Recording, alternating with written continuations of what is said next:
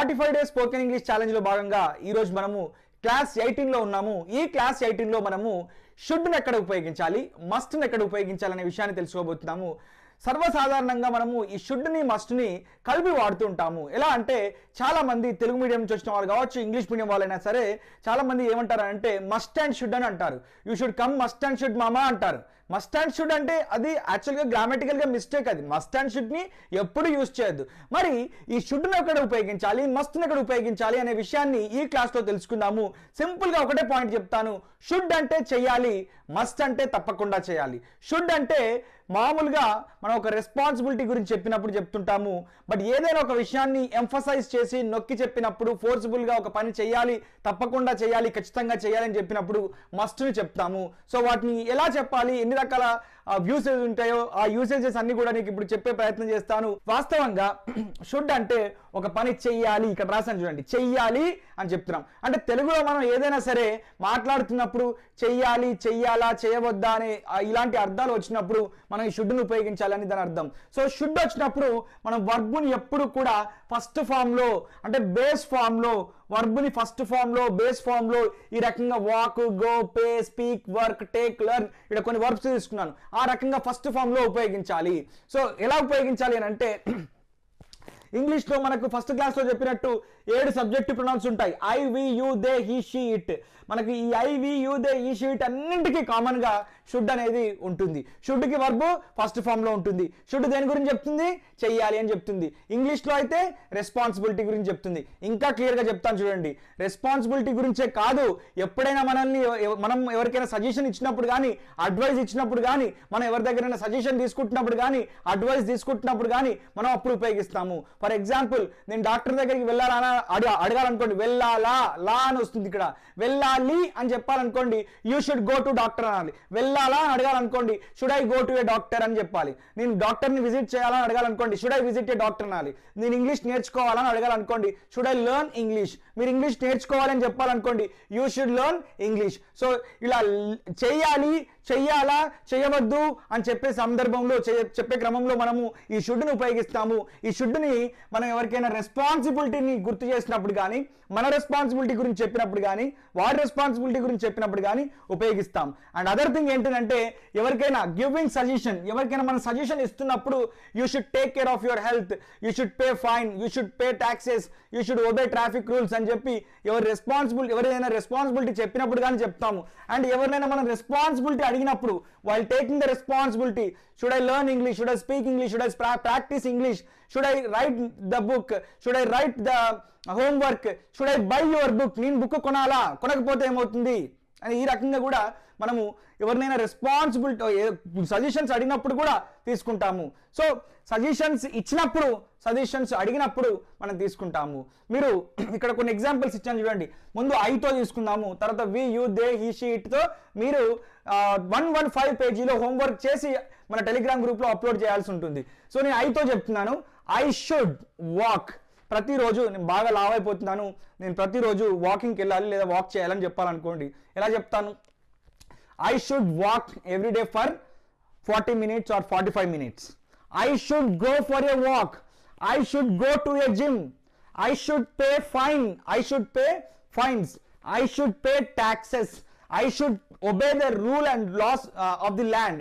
I should obey the constitution. I should obey the traffic rules. I should follow traffic rules. నేను traffic rules follow అవ్వాలి, నేను జిమ్కి వెళ్ళాలి, నేను English నేర్చుకోవాలి, నేను ఇంగ్లీష్లో మాట్లాడాలి, నేను జీవితంలో బాగా ఎదగాలి, నేను నా హెల్త్ గురించి కేర్ తీసుకోవాలి, నేను ఇంగ్లీష్ని బాగా ప్రాక్టీస్ చేయాలి, నేను హోంవర్క్ చేయాలి. ఇవన్నీ ఇక్కడ ఉన్నాయి చూడండి. I should take care of my parents.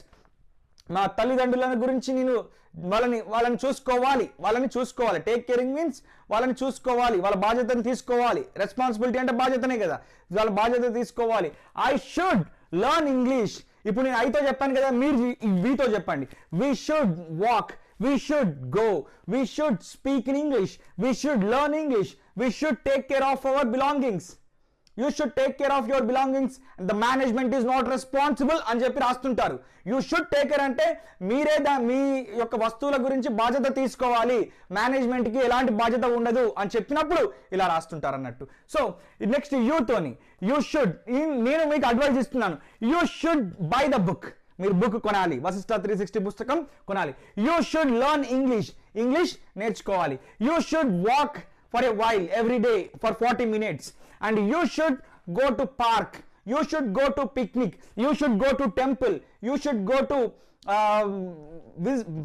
picnic and you should pay fines and you should pay taxes and you should speak in English, you should practice English, you should practice speaking in English, you should work hard. మీరు బాగా hard work చేయాలి. ఇప్పుడు నేను యూతో చెప్పాను, మీరు దేతో చెప్పండి. ఇక్కడ మీరు దేతో చెప్పండి, హీతో చెప్పండి, షీతో చెప్పండి, ఇట్తో చెప్పండి. ఫర్ ఎగ్జాంపుల్ మనము ఒక వ్యక్తి గురించి చెప్తున్నాము. For example CM Jaganmohan Reddy ఉన్నాడు, ఆయన ఏమేం చేయాలి అని చెప్పి మీరు అనుకుంటున్నారు అవన్నీ చెప్పండి. పవన్ కళ్యాణ్ ఉన్నాడు, ఆయన నెక్స్ట్ అధికారంలోకి రావాలంటే ఏం చేయాలి చెప్పండి. కేసీఆర్ ఉన్నారు, కేసీఆర్ ప్రజలకు ఏం చేయాలి అని మీరు అనుకుంటున్నారో అప్పుడు చెప్పండి. KCR should release job notifications, Jaganmohan Reddy should open schools and government, it అంటే గవర్నమెంట్కి మీరు ఒక సజెషన్ చేస్తున్నారు. Government should shut down schools, government should impose lockdown అంటే లాక్డౌన్ అనేది విధించాలి, ఇంపోజ్ అంటే విధించడం అంతని అర్థం. సో ఈ రకంగా IV you they he she it తీసుకొని షుడ్ని యూజ్ చేసి షుడ్ పక్కన వర్బ్ని ఫస్ట్ ఫామ్లో తీసుకోండి. బుక్లో మనకు 43వ పేజీ నుండి 65వ పేజీ వరకు కొన్ని వేల రకాల verbs, Telugu meanings, English meanings ఉన్నాయి. వాటన్నిటిని యూజ్ చేసి చెప్పాల్సిన అవసరం ఉంటుంది. ఈ షుడ్కి నాట్ యాడ్ చేసినప్పుడు ఒక పని చెయ్యవద్దు, ఇప్పటి వరకు చెయ్యాలని చెప్పాను కదా, చెయ్యవద్దు అని చెప్పినప్పుడు మనం షుడుంట్ అని చెప్పి చెప్తుంటాము. సో ఈ రకంగా షుడ్ ప్లస్ నాట్ షుడుంట్ అని కూడా యూజ్ చేస్తాము.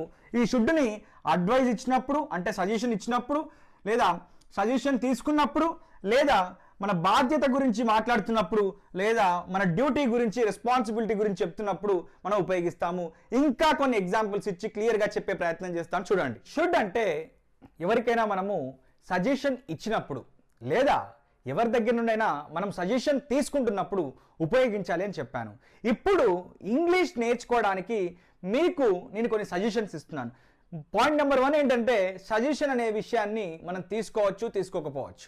సజెషన్ అంటే అడ్వైస్ అన్నట్టు. సో అవతల వ్యక్తి మనకు సజెషన్ ఇస్తే, ఒక సలహా ఇచ్చినప్పుడు మనం తీసుకోవచ్చు లేదా దాన్ని విడిచిపెట్టవచ్చు. ఇప్పుడు మీకు ఇంగ్లీష్ నేర్చుకోవడానికి నేను మీ ట్రైనర్గా మీకు ఒక సజెషన్ ఇస్తాను. అదేంటంటే you should speak in English, you should practice speaking in English, you should practice, you should speak. అందుకే ఇక్కడ you should practice speaking English, you should practice writing English అని చెప్పి రాస్తున్నాను. You should practice listening English, you should practice watching my classes.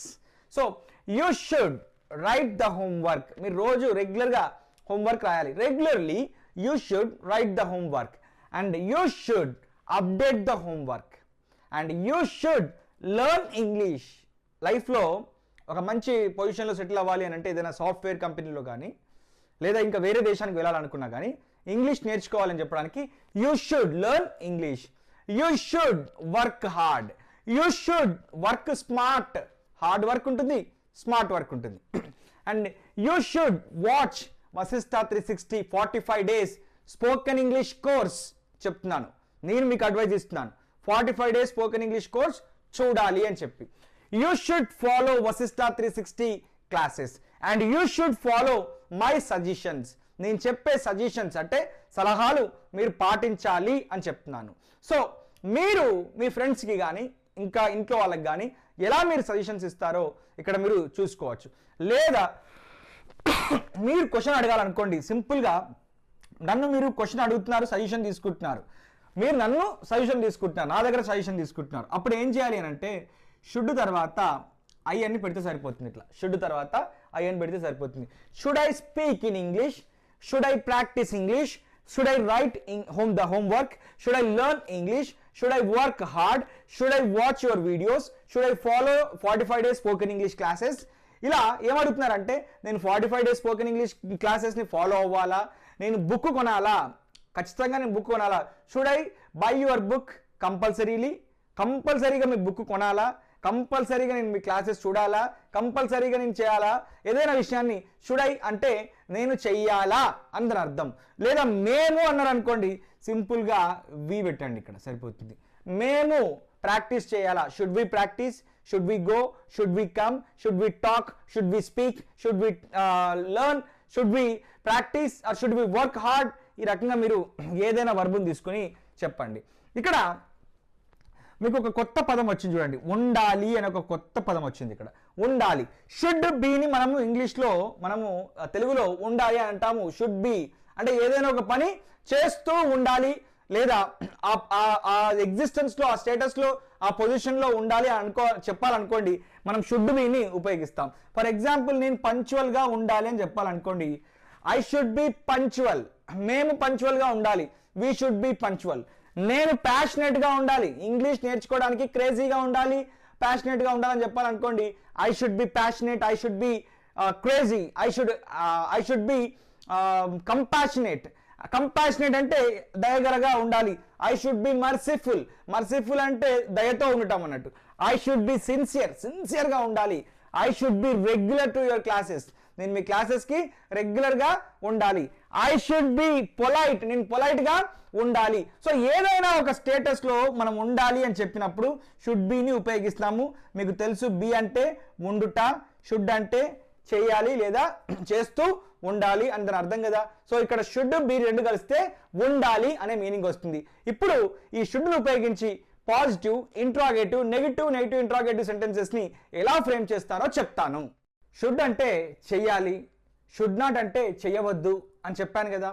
అదేవిధంగా ఎప్పుడైనా తెలుగులో మీకు చెయ్యాలి, చెయ్యాలా అనే క్వశ్చన్ వచ్చినప్పుడు, చెయ్యవద్దు, చెయ్యవద్దా అనే నెగిటివ్ క్వశ్చన్ వచ్చినప్పుడు మీరు ఇలా పాజిటివ్ ఇంట్రాగేటివ్, నెగిటివ్ ఇంట్రాగేటివ్ సెంటెన్సెస్ని ఫ్రేమ్ చేయాలి. ఫర్ ఎగ్జాంపుల్, నాకు ఒక అర్జెంట్ మీటింగ్ ఉంది, నేను వెళ్ళాలి. నాకు ఒక అర్జెంట్ మీటింగ్ ఉంది, నేను వెళ్ళాలి. బికాజ్ నా డ్యూటీ అది, నేను ఆఫీస్కి వెళ్ళాలి, అక్కడ నేను కొంతమందితో మీట్ అవ్వాలి, నా డ్యూటీ అది. సో నేను వెళ్ళాలి అని చెప్తున్నాను. ఐ షుడ్ గో, షుడ్ తర్వాత వర్బ్ని ఫస్ట్ ఫామ్లో యూజ్ చేశాను. ఇక్కడ ఈ షుడ్ అనేది మోడల్ వర్బ్, ఈ మోడల్ వర్బ్ని తీసుకొచ్చి మనం సబ్జెక్ట్ ప్రొనౌన్ అయినటువంటి ఐ ముందు పెట్టినట్టయితే షుడ్ ఐ గో అయింది. అంటే ఇది వెళ్ళాలి, ఇది ఏం చెప్తుందంటే నేను వెళ్ళాలి, ఇక్కడ వెళ్ళాలా అవుతుంది అన్నట్టు. నేను వెళ్ళాలా రైట్. ఇప్పుడు నేను వెళ్ళొద్దు అని చెప్పాలనుకోండి, షుడ్ నాట్ యాడ్ చేస్తే సరిపోతుంది. దీన్ని షార్ట్ ఫామ్లో ఎలా చెప్పొచ్చు అని అంటే షుడుంట్ అని చెప్పొచ్చు. దీన్ని షార్ట్ ఫామ్లో షుడుంట్ అని చెప్పొచ్చు. Should place not, should not, and దాని షార్ట్ ఫామ్లో కాంట్రాక్షన్లో షుడ్ నాట్ అని కూడా చెప్పొచ్చు. So I should not go అని చెప్పొచ్చు, ఐ షుడుంట్ గో అని చెప్పొచ్చు. ఇక్కడ ఉన్న షుడుంట్ని డైరెక్ట్గా సబ్జెక్ట్ ప్రొనౌన్ ముందు పెట్టొచ్చు, లేదా ఇక్కడ షుడ్కి నాట్కి మధ్యన ఈ ఐని తీసుకొచ్చైనా పెట్టొచ్చు. సో రెండు పదాలు ఉన్నాయి కాబట్టి ఐని సబ్జెక్టివ్ ప్రొనౌన్ తీసుకొచ్చి మధ్యలో పెట్టినా కానీ షుడ్ ఐ నాట్ గో, నేను వెళ్ళవద్దు. ఇక్కడ ఒక పని చెయ్యవద్దు అని చెప్పినప్పుడు, ఇక్కడ ఒక పని చెయ్యవద్దా అని చెప్పి మళ్ళీ క్వశ్చన్ చేసినప్పుడు. సో నేను వెళ్ళాలి, వెళ్ళాలా, వెళ్ళవద్దు, వెళ్ళవద్దా, నేను నా గురించి. ఇప్పుడు యూతో తీసుకున్నాం. యూ షుడ్ ప్లే, మీరు ఆడాలి. ఆడాలి అంటే మీకు ఒక సజెషన్ ఇస్తున్నాను, మీరు ఆడాలి, గెలుస్తారా ఓడిపోతారా తర్వాత సంగతి, ముందైతే ఆడాలి, పార్టిసిపేట్ చెయ్యాలి అని చెప్తున్నాను. దీన్నే క్వశ్చన్ చేయాలి అని అంటే ఈ షుడ్ని తీసుకొచ్చి సబ్జెక్ట్ ప్రొనౌన్ ముందు పెడితే షుడ్ యూ ప్లే, మీరు ఆడాలా. ఆడవద్దు అని చెప్పాలనుకోండి, you should not play or you shouldn't play అని చెప్పొచ్చు ఇక్కడ. సో షుడ్ నాట్ రెండు పదాలు ఉన్నాయి కాబట్టి సబ్జెక్ట్ ప్రొనౌన్ మధ్యలో పెడితే సరిపోతుంది. ఒకవేళ ఇలా కాదు, షుడెంట్ అని ఉంది అనుకున్నారు అనుకోండి, ఈ షుడెంట్ని తీసుకెళ్ళి మళ్ళీ సబ్జెక్ట్ ప్రొనౌన్ ముందు పెడితే సరిపోతుంది. So should you not play అని కూడా చెప్పొచ్చు, లేదా షుడెంట్ యూ ప్లే అని కూడా చెప్పొచ్చు. డైరెక్ట్గా చెప్పాలనుకుంటే ఇలా కూడా చెప్పొచ్చు, shouldn't you play, shouldn't you play అని కూడా చెప్పొచ్చు. రెండు రకాలుగా చెప్పొచ్చు, no problem. He should come, అతను రావాలి. ఇక్కడ అర్జెంట్ ఒక ప్రోగ్రామ్ జరుగుతుంది, అర్జెంట్ థింగ్ ఇక్కడ మనం డిస్కస్ చేస్తున్నాము, అతను రావాలి అని చెప్తున్నాం మనం. సో షుడ్ హీ కమ్, అతను రావాలా. అతను రావద్దు అని చెప్పాలనుకోండి, హీ షుడ్ నాట్ కమ్, అవసరం లేదు, అతను రావాల్సిన అవసరం లేదు. ఈ షుడ్ నాట్ కమ్, ఈ షుడెంట్ కమ్ అని కూడా చెప్పొచ్చు నెగిటివ్ కాంట్రాక్షన్ని. ఇక్కడ షుడ్ నాట్ రెండు ఉన్నాయి కాబట్టి ఈ హీ అనే సబ్జెక్ట్ ప్రొనౌన్ మధ్యలో పెడితే షుడ్ హీ నాట్ కమ్ అని అవుతుంది క్వశ్చన్. సో అతను రావాలి, అతను రావాలా, అతను రావద్దు, అతను రావద్దా అని ఇక్కడ సెంటెన్స్ ఫార్మేషన్ అన్నట్టు. ఇక్కడ she should follow Vashishtha 360 to learn eloquent, fluent, perfect English.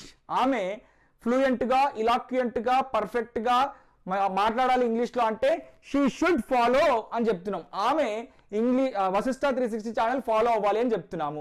దాని క్వశ్చన్ చెప్పాలి, ఇలా క్వశ్చన్ అడగాలి, ఫాలో అవ్వాలా అని చెప్పి. సింపుల్గా ఈ షుడ్ని తీసుకొచ్చి సబ్జెక్ట్ ప్రొనౌన్ ముందు పెడితే షుడ్ షీ ఫాలో అవుతుంది. అవసరం లేదు, మాట్లాడితే సరిపోతుంది. వశిష్ఠ 360 చూడకపోయినా ఏం కాదు అని చెప్పాలనుకోండి, she should not follow Vashishtha 360. ఇప్పుడు షుడ్ నాట్ రెండు పదాలు ఉన్నాయి కాబట్టి ఈ షీని తీసుకెళ్ళి రెండింటి మధ్యలో పెడితే షుడ్ షీ నాట్ ఫాలో అవుతుంది. లేదా షీ షుడెంట్ ఫాలోని షుడెంట్ షీ ఫాలో అని కూడా అవుతుంది. All the best. Thank you very much for giving this opportunity.